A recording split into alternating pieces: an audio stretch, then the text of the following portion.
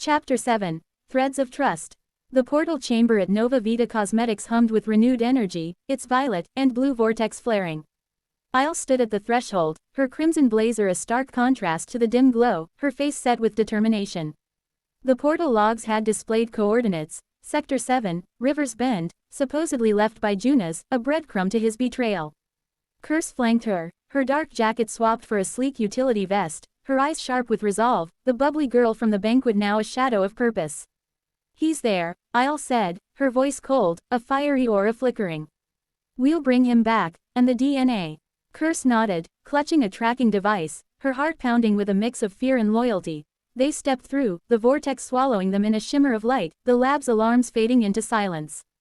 But the landing was jarring. Isle stumbled, her boots sinking into soft moss, while Curse gasped, the air thick with a strange, sweet scent.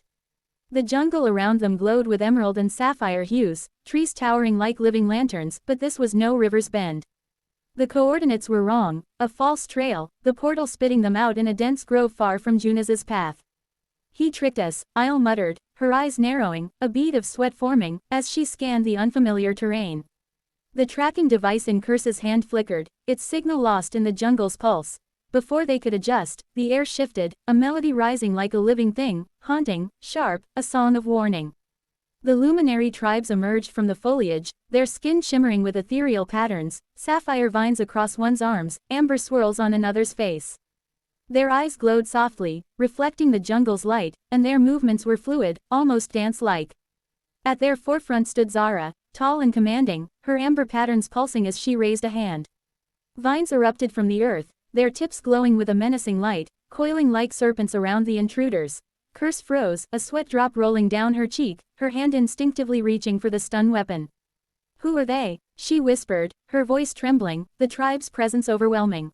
Isle stepped forward, her posture rigid, her paranoia flaring. "Not Junas," she said, her voice low, "but they know something. That vial, he took it from their world. The stolen DNA, glowing with their etherweb, had drawn their wrath, a violation they felt in their bones." Zara's melody deepened, a wind weaver beside her stirring the air into a protective gust, leaves swirling around the grove. "You bear the shadow's mark," she sang, her voice echoing, the words carrying power. "The thief stole our essence, return it, or the jungle claims you." Her vines tightened, their glow intensifying, as light benders cloaked the edges of the grove in shimmering illusions, a net closing in. Isle's eyes widened, her mind racing, LeFew's plan, a diversion, but her resolve hardened. "We're not your enemies," she said, raising a hand, "but we're here to stop him." Curse stepped closer, her resolve sparking, sparkles flaring briefly. "We can help," she added, her voice steadying. "The one who took it, he's with someone dangerous." The tribespeople paused, their glow dimming, a ripple of uncertainty through the grove. Zara's eyes narrowed, her melody softening, sensing truth in their words.